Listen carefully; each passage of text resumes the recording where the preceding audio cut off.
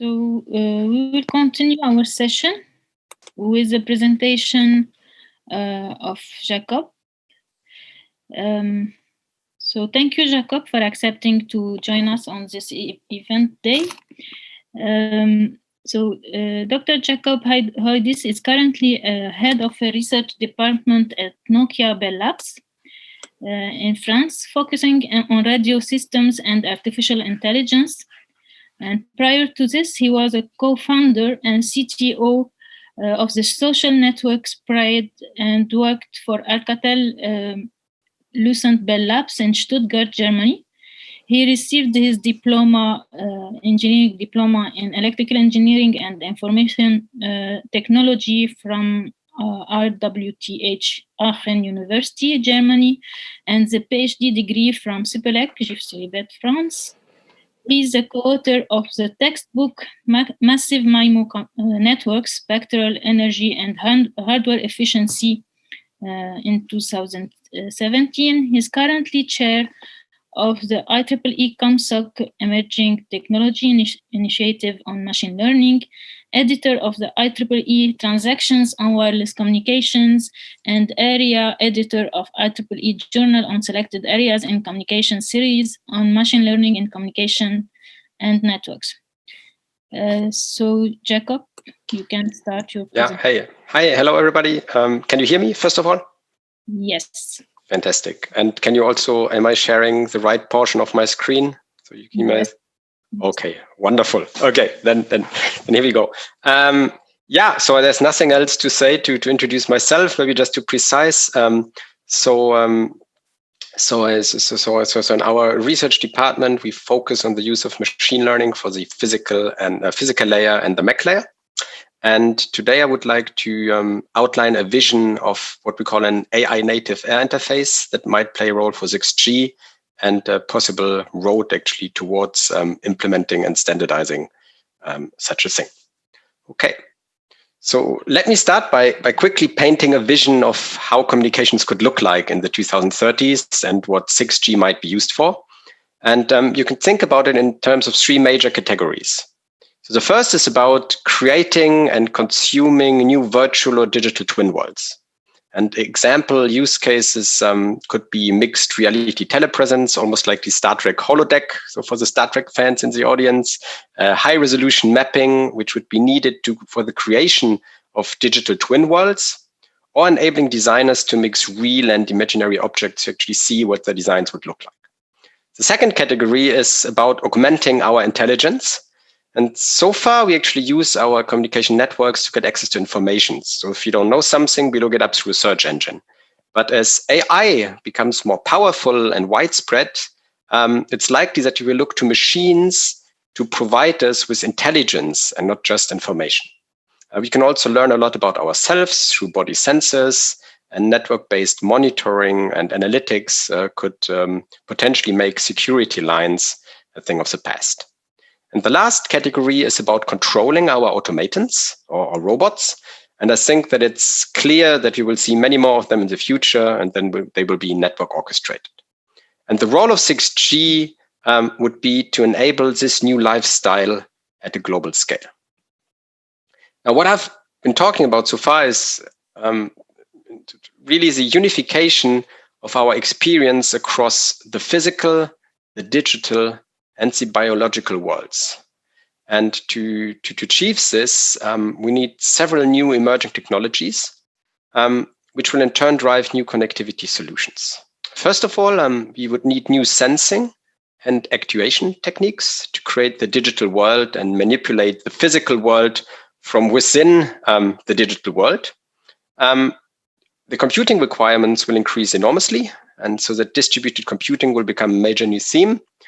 Devices may also not be able to do all of the computing locally, and they will rely on a combination of edge cloud and local near-device computing for this. We will also need new knowledge systems that will store and process data and perform reasoning, prediction, and planning. And lastly, the creation of digital twin worlds will require new ways actually of providing information to the humans, so through human-machine interfaces. And the role of 6G will not only to provide the connectivity but also to maintain synchronization across these three systems to create a truly holistic experience. So we currently see 6 key technologies that might be needed to fulfill the 6G vision. So there's a new AI-driven interface, new spectrum technologies, the idea to use a network as a sensor, a further raw-core convergence and specialization for subnetworks. It's likely that we want to satisfy even more extreme connectivity than what's already supplied by 5G.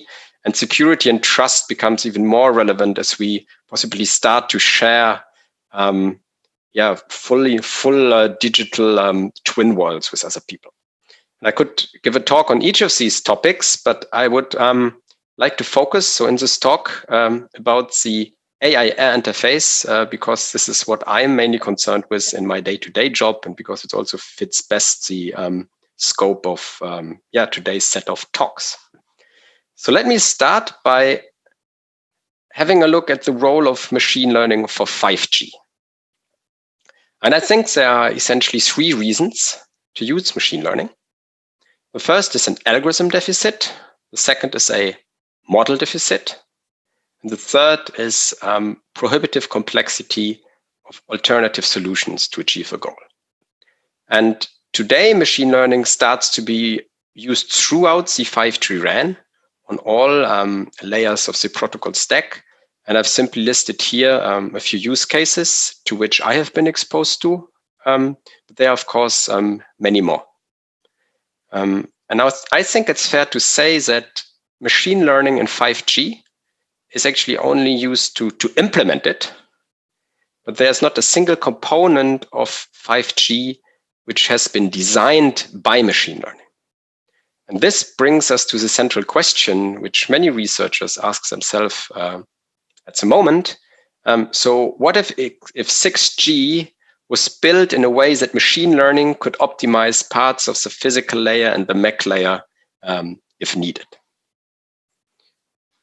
So what are the possible benefits of such an approach? I think there are a couple of reasons.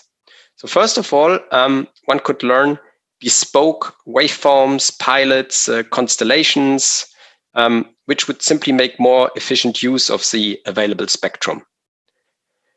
Second, on the MEC layer, one could learn custom signaling and access schemes, which could, for example, seamlessly switch between contention-based or scheduled access, or ideally adapt to a specific environment, such as an industrial setting. Third, a learned air interface could embrace hardware nonlinearities and other limitations, and actually fully adapt to them, whatever the target hardware platform is on which you would like to implement the air interface.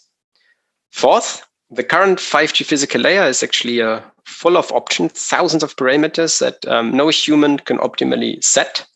And it would be extremely desirable to get rid of many of these and actually let AI figure out what to do. Fifth, having less options, which needed to be implemented, and actually not having to design custom implementation for each hardware platform would allow us to drastically reduce the development and the deployment times to bring 6G to the market. And lastly, an AI-defined air interface could actually lead to reduced standardization effort in the long run, because we would only need to standardize procedures and signaling that enables self-learning, but nothing else. Let me now provide another view that explains the potential role and scope of an AI interface. And I think this connects quite nicely to one of the previous talks we had about semantic or goal-oriented communications.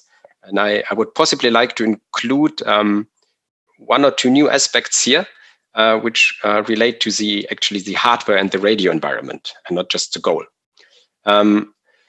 So one key difference in design process with respect to traditional approaches is that the air interface could not only be optimized so to reliably transport bit streams, but rather to serve an application with the data it needs in the most optimal way. And this means that the way data is communicated depends on the data itself, the hardware of the communication devices, the radio environment, and on the application that actually consumes the data. And as already previously pointed out, this is a quite significant shift away from classic Shannon theory, because in other words, the air interface would learn to communicate only relevant information for a specific task. And this is a highly desirable feature as networks get more and more specialized. So for example, you could think about bespoke systems for video surveillance, for example, because 6G could emerge bespoke communication schemes for each and every application, hardware, and environment. Now, developing such a scheme doesn't happen overnight. And I think it's very important to have a few concrete steps and milestones towards this ultimate goal. And I currently see three important phases which we will need to go through before we can truly deploy an AI native air interface. So here on the top, you just see some typical blocks that you find in radio transceivers. And in the first step of this development, and I think this is what's happening right now in the industry, we will use machine learning to enhance or replace individual processing blocks, mostly in the receiver, because this is transparent to the standard. And examples would here be channel estimation, PRAJ detection, or MIMO detection. And in the second step, we will try to aggregate multiple processing blocks into a single machine learning model, such as a neural network. And this means, on the one hand, that more trust is given to machine learning, since it's less understanding what's happening. But on the other hand, also the potential performance gains are much higher. And I will show an example of this later on in my talk. And in a third step, we will give even more freedom to AI and let it design parts of the physical layer itself. And this could lead to new modulation and piloting schemes, but maybe even new waveforms. And so this last step would actually involve changes to the current air interface, and this would require actually changes in the standard. And that's why this could be something that might lead to 6G if you wanted to include such features for certain frequency bands. And now I would like to present you a case study that details essentially these three steps for kind of a simple setting. And I would like to walk you through this and explain where the gains of machine learning come from and how much we can actually gain from end-to-end learning. Okay. So I would like to focus on a single input, single output, doubly selective channel using OFDM. And so we're always looking at one transmission time interval, which consists of 14 OFDM symbols across 72 subcarriers. There are pilots on the third and the 12th OFDM symbols on every other subcarrier. This leads us to this matrix channel model where Y is a matrix of size 72 times 14. All of the other components are matrices of the same time. H is a channel matrix in the frequency domain. X are either modulated symbols or pilots, and N is noise.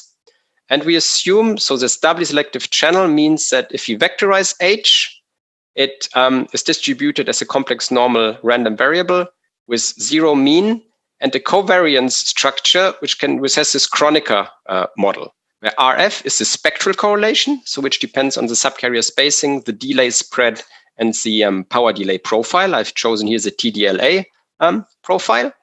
And the temporal correlation defines RT. This is actually the Jakes-Clark model, which depends on the carrier frequency and the speed, which are selected to 50 kilometers per hour, and the carrier frequency is 3.5 gigahertz. So this is essentially quite related to where first 5G deployments are currently happening. And our baseline for comparison will be using a 64 QAM modulation and a 5G LDPC code of length 1024 with rate 2/3.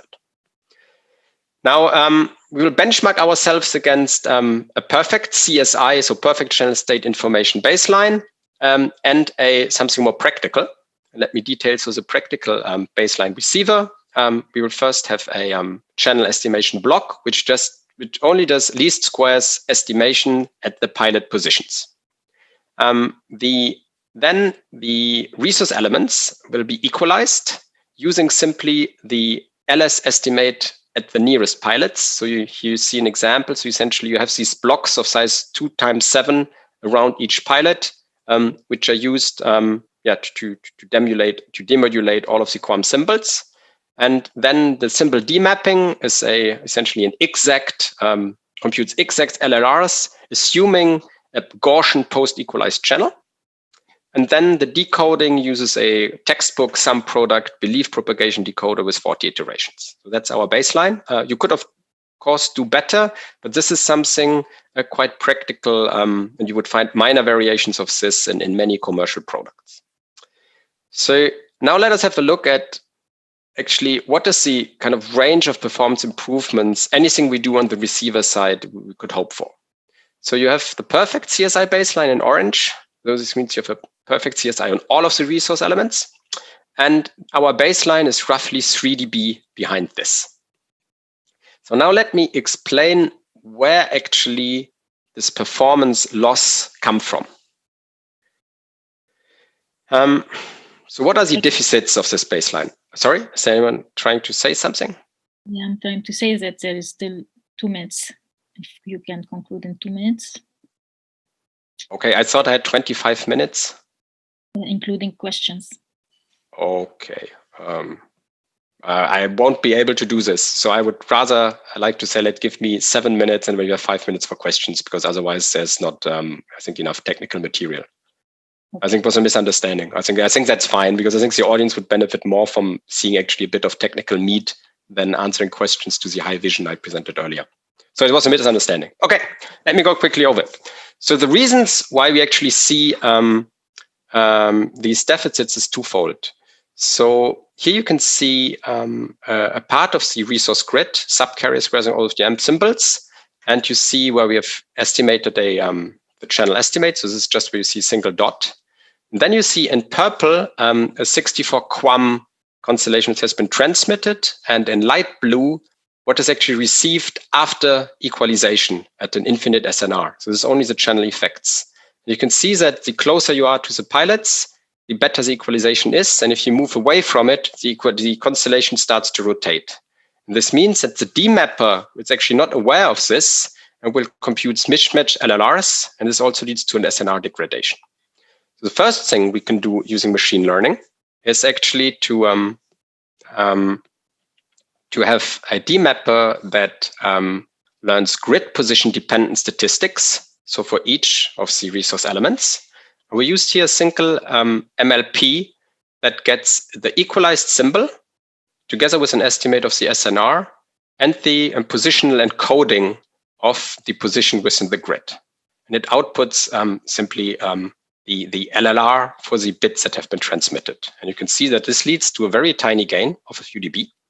But we can do much better by actually having a demapper that looks at the entire grid of equalized symbols. So it's a 70 times 14 times 3 input, because we have real imaginary parts and estimates of the SNR for all symbols. And it directly outputs us LLRs for each resource element in the grid.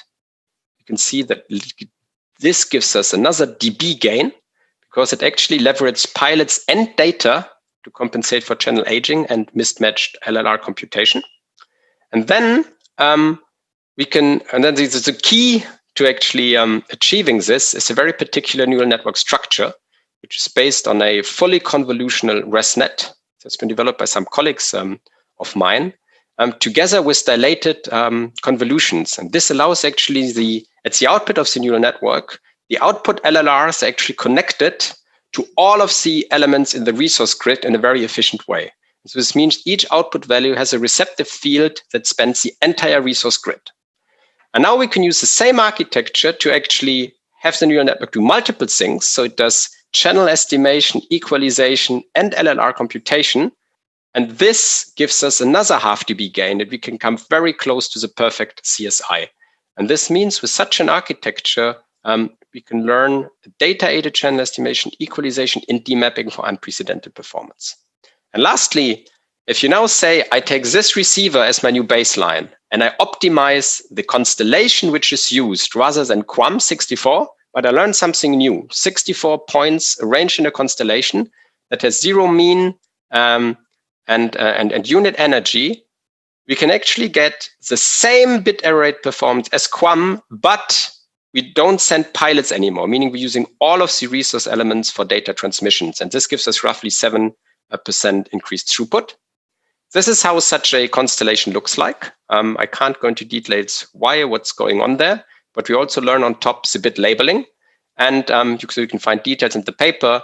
And I think a big question would be, how could you standardize such schemes? So would you standardize the constellation or just the signaling and procedures to obtain something like this? Here are a couple of research topics that I find important, and let me end here that we have time for 1 or 2 questions.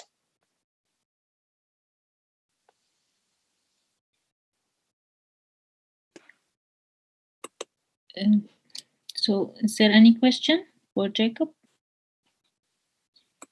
We have one from Jean-Claude.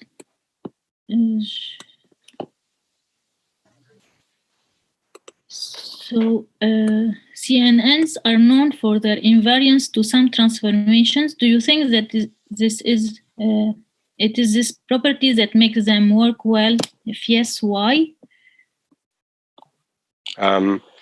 Yeah, I mean, it's I think it's fairly well. So what we actually try to do is essentially, you want to look, essentially, you have a channel estimate and you would like to explore locally, essentially would like to extrapolate channel estimates locally around these points where you have these initial estimates. And it doesn't actually matter so much where you are within your resource grid. So the same type of interpolation or extrapolation works well. So this is a key property why this works so well here. The other reason is that we actually want to connect a very large number of input and output pairs in a kind of an efficient way, and this kind of convolutional REST nets with increasing dilatations actually helps us a lot to achieve this gain. So if you try this with different architectures, this doesn't work at all. So this seems to be really key here.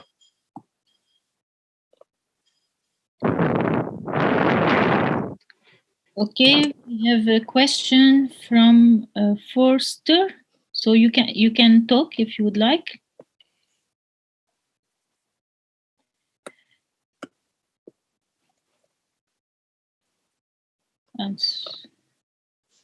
So the question, can you enlighten us on the semantic part since the previous talk was too high level? Oh, yeah, I can. I'm not sure if I could really enlighten you, but the way I see this is as follows. So just to give something, I always need examples to understand what someone means.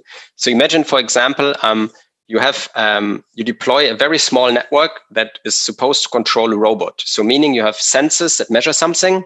They transfer some of their measurements to a controller wirelessly, and the controller will actually control an actuator. And now the sensors wouldn't need to communicate the raw data, but they would only need to communicate a representation what they matter, which is actually relevant for the controller to tell the actuator what to do. And so in other ways, you do some form, for me, the semantic communications is mainly about another form of source coding or compression. But the nice thing is now, since you can couple this with the way how the compressed information is actually transmitted, you can design everything end to end. And it's also, I think, what Dennis has talked about. So to some extent is similar.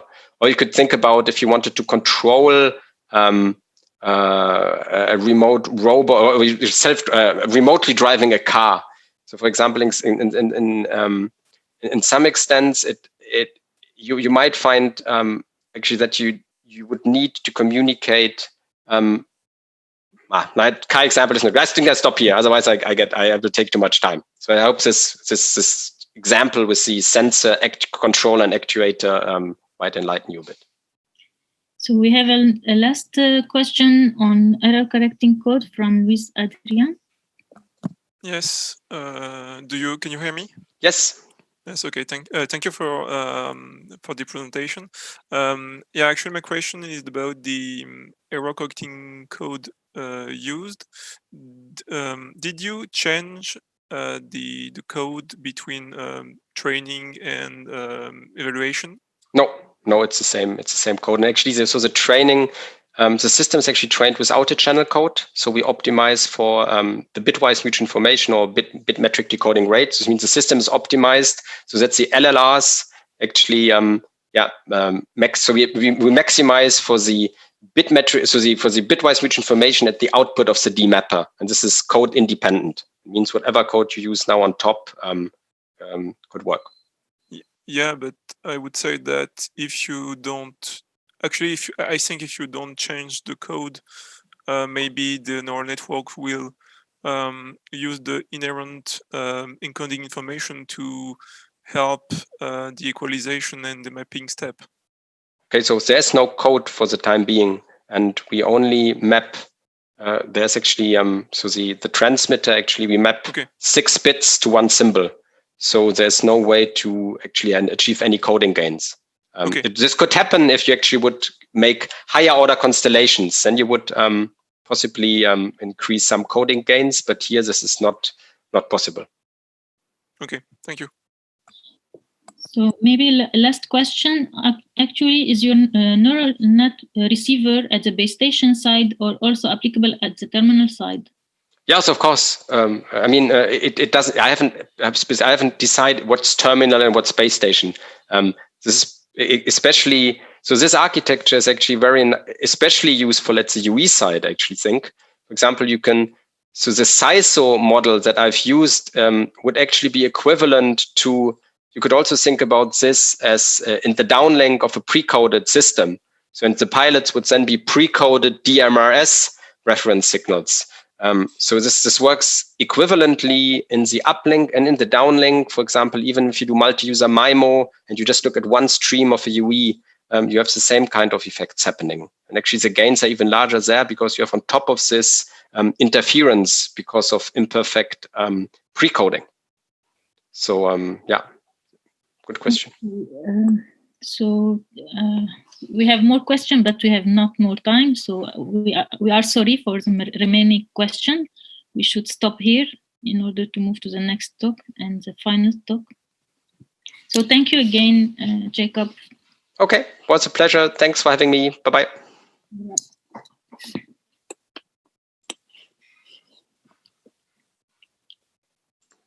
So our last talk is with Professor Gaia Rikaya. So Professor Gaia is a professor at Telecom Paris at the Department of Communication and Electronics. Her research focuses on cutting-edge topics in the field of telecommunications, including MIMO, massive MIMO systems coding and security for physical layer network coding, and for massive space division, multiplexing, fiber optic communications. She has many benchmark results such as the Golden Code and also contributed significantly to the technological convergence between wireless and optical communications.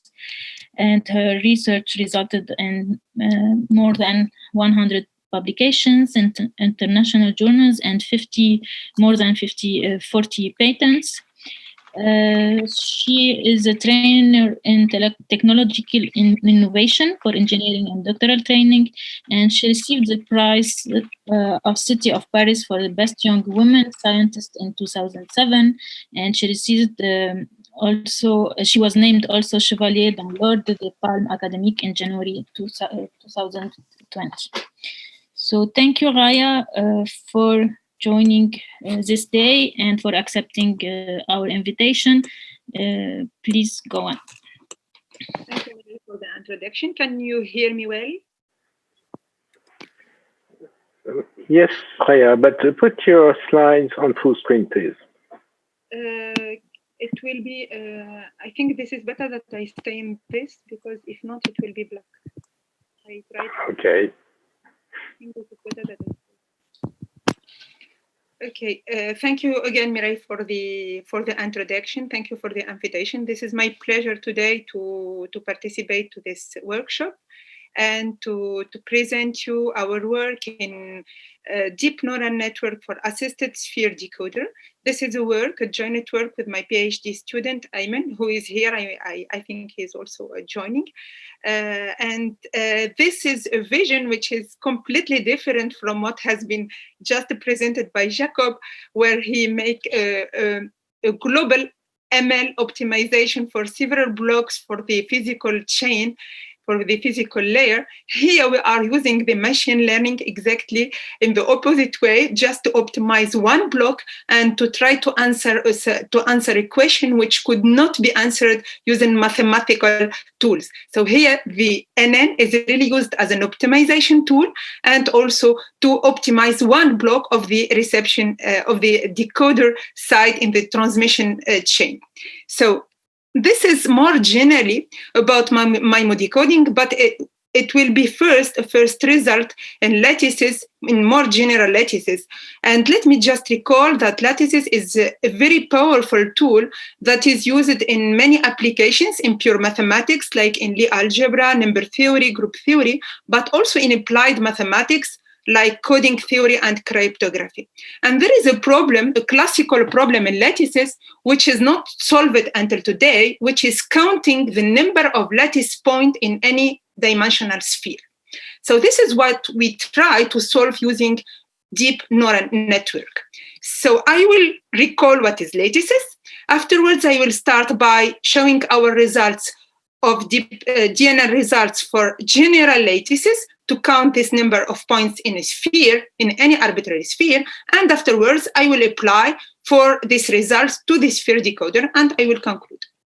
So let's define what is a lattice. A lattice is the set of linearly independent vectors. So here we can have it is an infinite network of points in Rn. Like here in this figure, we have the Z2 lattice in dimension 2. This is easy to represent. This is why I represent dimension 2. And we can define a sphere which is centered in the origin and have an arbitrary radius R. This problem to count the exact number of lattice points which fall inside the sphere is an NP-hard problem. So you can try to answer this question. This is the existing solution by using some tree search algorithms. So for example, we can use the sphere decoder. This is a tree search algorithm which uses the deep first search strategy, but also we can use another tree search algorithm, like for example, the stack decoder, which uses the best first strategy. The problem here by using this kind of algorithms of tree search is the complexity, which will increase function of the lattice dimension. As the lattice dimension will get higher, as the complexity will, of course, get higher and grows exponentially. So we will try to answer this question by using deep neural network. And for that, we will use a classical deep neural architecture for which we will have an input layer, several hidden layers, and an output layer. So the input of our DNN, the DNN is trained using independent input vectors, which is composed of several lattices, which we take at random in Rn. Of course, here it will be the generator matrix of the lattice, radius of the sphere, which is also taken arbitrary, and we will generate the number of lattice points which are inside an arbitrary sphere of radius R using this sphere decoder. So this will be the input of our deep neural network, and as an output, we will have the trained number of lattice points inside the sphere, which is n hat. Okay, we use as a loss function for our DNN the symmetric mean absolute percentage error, the SMAP, and this is function of the calculated number of lattice points and the predicted number of lattice points. So to see the efficiency of the prediction of this, the prediction of the number of points in any arbitrary lattice, here we plot for several arbitrary lattices taken in random in Rn with dimension 10. And we can see by plotting the probability density of the SMAP function, this is the error function that we take to train our NN. Here we can see that most high percentage of the points will fall under the 10% error. So to apply, we apply this DNN approach for some known lattices, because our DNN is, of course, available for any arbitrary lattice in Rn. But to check the result that we obtain, we also applied for some known lattices like A lattice, D lattice, and E lattice. This is results for which we can find in the literature some bounds in the number of lattice points inside a sphere with a radius equal to the covering radius for some specific radius, which is the covering radius. And here we have some mathematical bounds for these known lattices and for some dimensions also. So these lattices give these bounds. Here we count the number of points using the sphere decoder. And here in this column in red, we can find the number of predicted number of lattice points inside this sphere using our DNN architecture. And we can see immediately that the predicted number is very close to the exact number of points that we find using the research algorithm. But we can see also that the predicted number using the bounds, this bound is a little bit loose. Sometimes it's quite close, but sometimes it's loose. And we can see as the dimension of the lattice get higher, here the bounds is very loose compared to the calculated, the exact cardinality. And here our predicted number is closer to the exact number of points. This is to make a validation for some known lattices. But of course, unfortunately, in general, if I take any lattice in Rn, it's impossible to predict or to have some bound, mathematical bounds to have this number of lattice points. So here we answer using the DNN to a question which is unsolved mathematically. But now we want to go more and to apply this DNN to some application. So here we try to answer the question of MIMO decoding. So for MIMO decoding, we can use the DNN, this number of lattice points inside the sphere, to solve the problem of closest vector problem. This is a problem that is used in MIMO decoding. So in MIMO decoding, let me recall what is MIMO. It is known, but let me just recall it very quickly. So MIMO, it is to say that we have a multi-input, multi-output channel, and here we have several antennas at the transmitter side and several antennas at the receiver side. Of course, the received vector Y could be written in this form as H, the channel matrix, multiplied by the samples, the vector of sample that we sent from the M transmit antennas, plus, of course, the additive noise that we will have at the receiver side. Of course, the question here is how to make a good MIMO decoding. So for that, we can, in the literature, either use suboptimal MIMO decoding schemes. Of course, we will have low complexity. This is nice. But unfortunately, we will lose in the other side and we will have poor performance. We can use optimal MIMO decoders. And here it will be maximum likelihood. So here ML, it is not for machine learning. It is for maximum likelihood. So this is the optimal decoding, which will satisfy this minimization, this rule to minimize this Euclidean distance. So of course, as an example, the famous example of maximum likelihood decoder that we can use for MIMO decoding, it could be the sphere decoder. And here, the sphere decoder will look for the closest lattice point that will lie in a sphere which is centered in Y, the received message, and of some radius R, arbitrary fixed radius R. Here again, a problem of complexity will appear because the complexity of this research, again, will increase exponentially, function this time of the number of transmit and receive antennas, but also function of the constellation size. And our problem is to find a good initial sphere radius. This is the question, how to find a good ratios for the sphere decoder. If we have a very small radius, we will find no lattice point in the sphere, and so we should increase the radius of the sphere. If we take a large radius of the sphere, we will find several points, lattice points in the sphere, and so the convergence time of the sphere decoder will be high. So the question is how to find a good initial radius for their sphere. And here, of course, we are not like for the first equation, for any lattice and finite lattice, here we have to take into consideration that we have a finite constellation. Okay, so for that, we will use what we have done before, this DNN, which learns the number of lattice points in any n-dimensional sphere. We have a constraint in the radius. Here we will choose that R to be less than this 2n sigma square. This is a classical radius, which is function of the signal to noise ratio. Sigma square is the variance of the noise and is a good radius to start this sphere decoder with. We will center the sphere not in the origin of the lattice, but on Y, and we will take into consideration the constellation, which is here finite.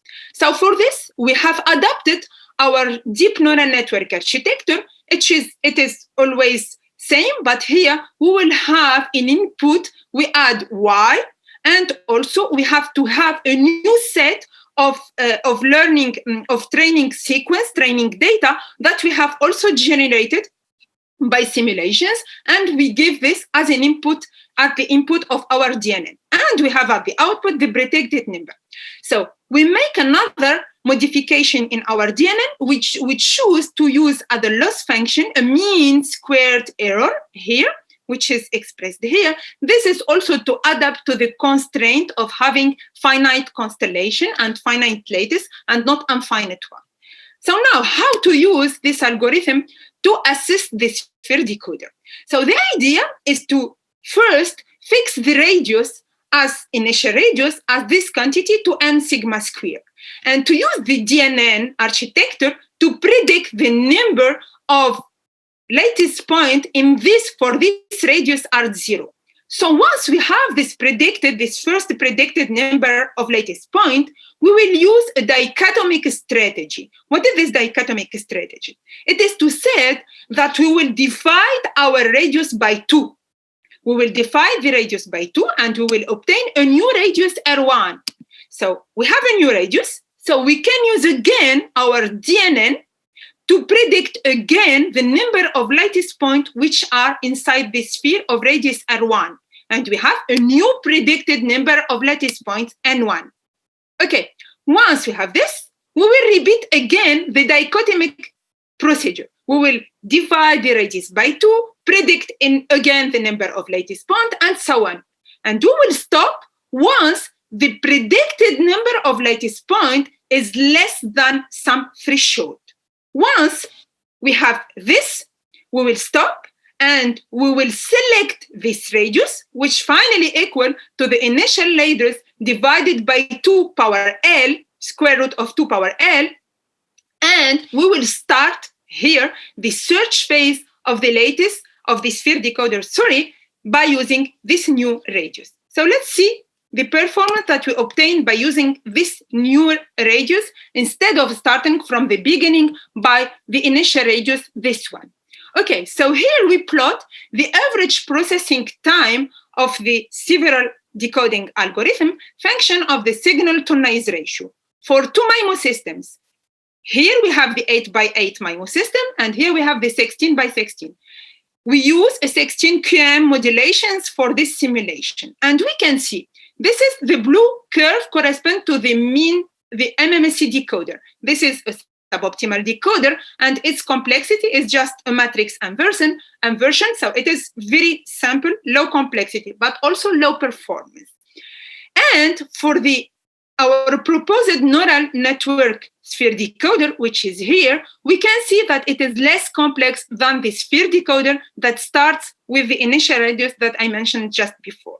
But what is important for us to see is that we are close. If we take at 12 dB here for 16 PM, we can see that our DNN SD is 10 times more complex than the MMSE, which is not bad because the MMSE is really not complex at all.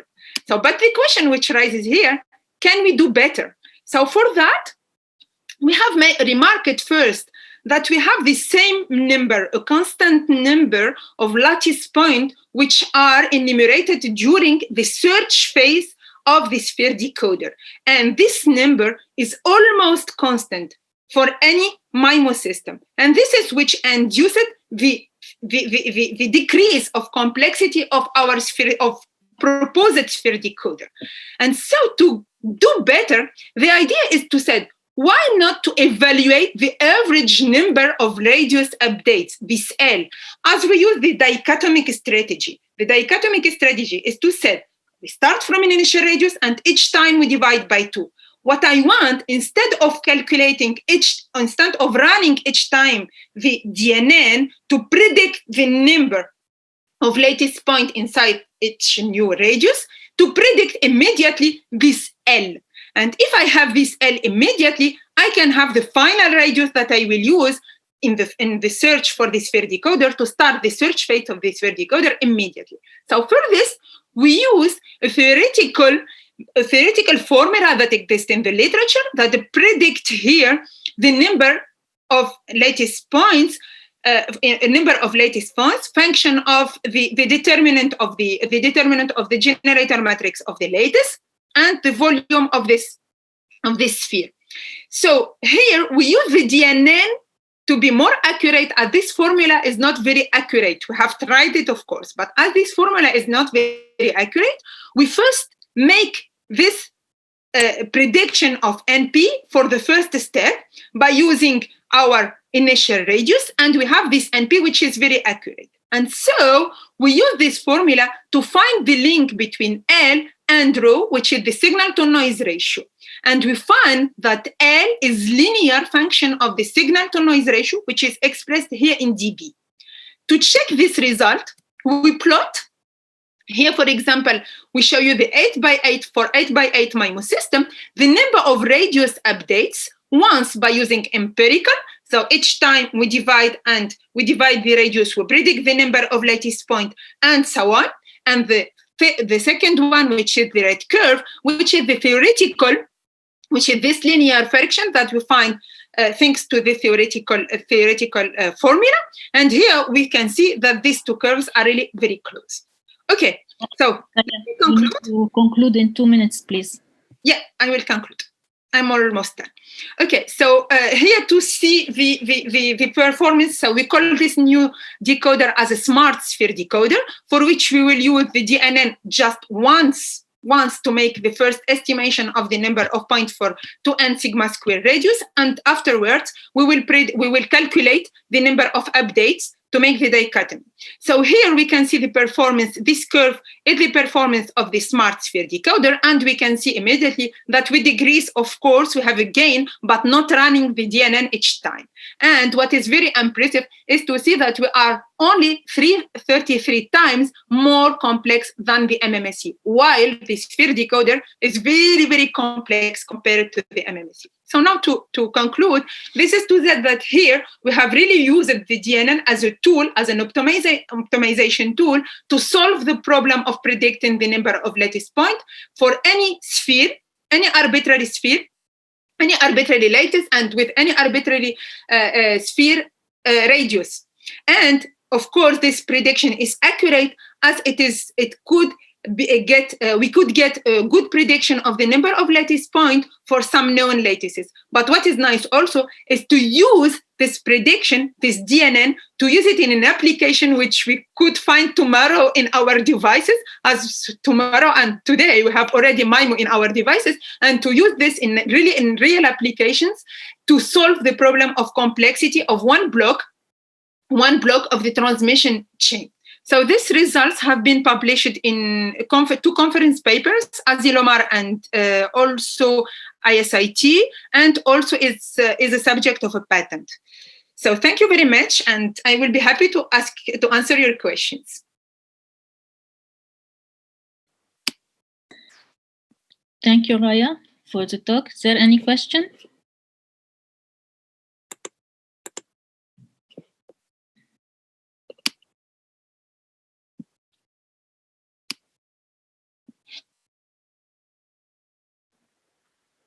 Jean-Claude, have no more questions for this afternoon?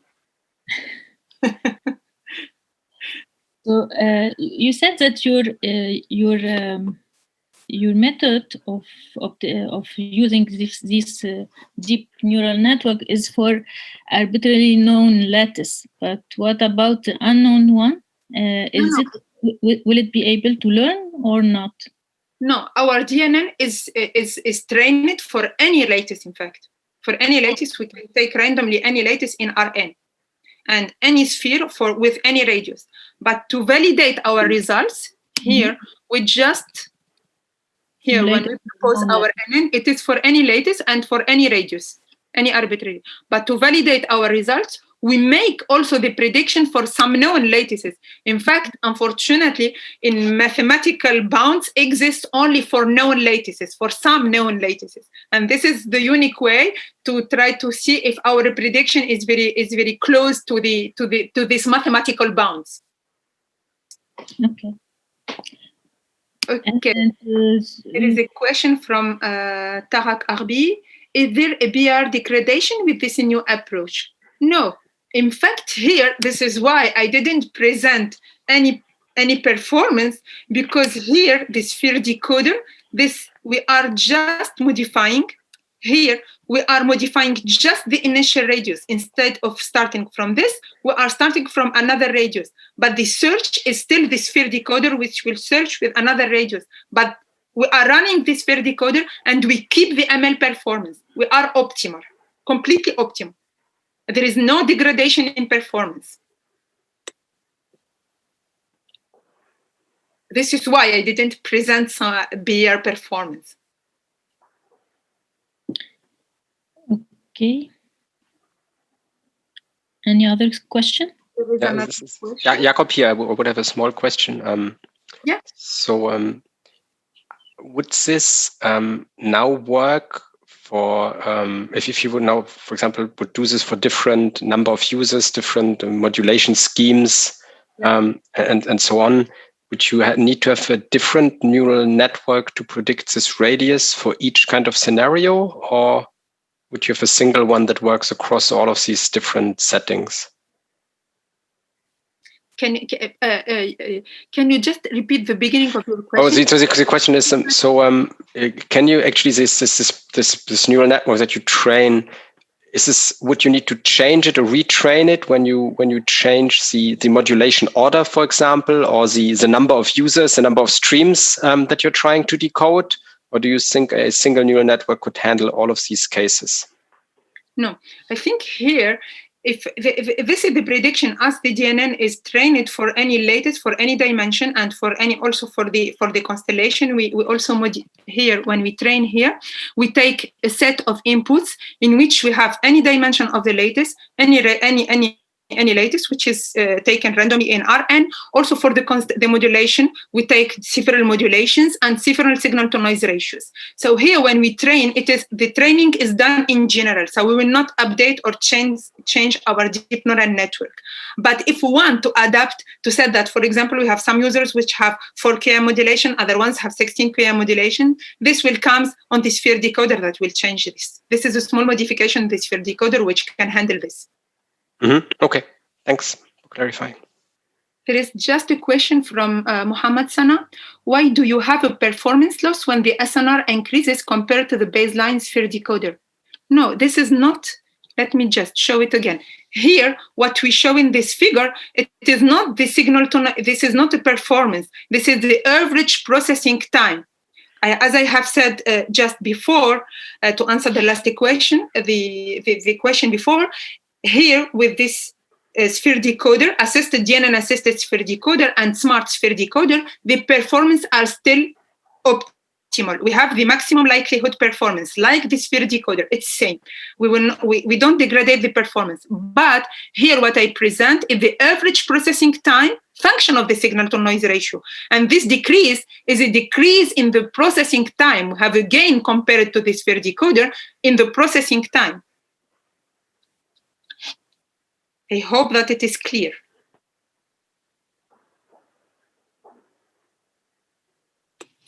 Okay, thank you, Raya. So Thank you. With this presentation, we conclude the session.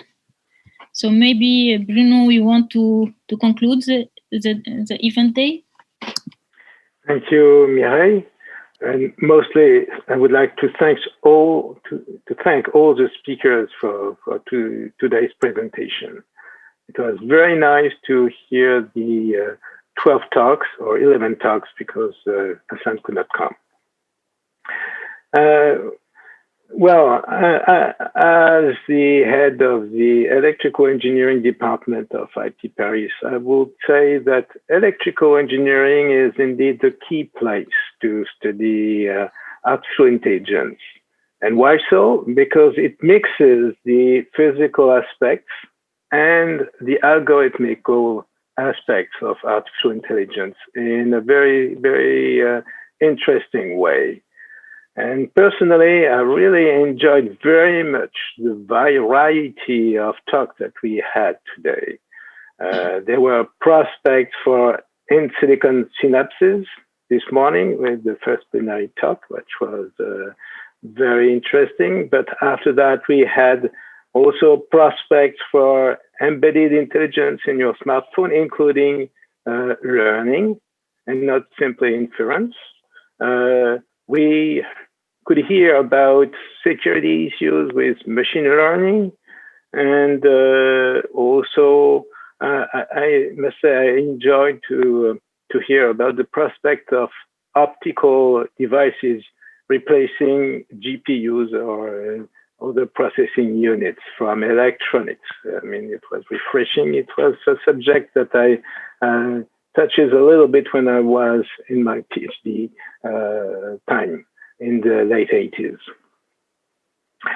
And this afternoon, we could hear about many breakthrough prospects, I think, for communication. It's really a new era for communications that is starting with this artificial intelligence technologies. And I expect that it was as much inspiring to everyone as it was to me to follow this whole day on artificial intelligence in electrical engineering. I'd like to say that I wish that everyone had his fill in nice talks. My concluding talk will not be as interesting as the others, so I will keep it very short. And now that I've thanked all the speakers, I would like also to thank the audience for coming, for listening, for being still there. And with this, I will to conclude this one-day event. And again, thanks to everyone. One more thing, we will put the slides of the speakers, except for that, on the website.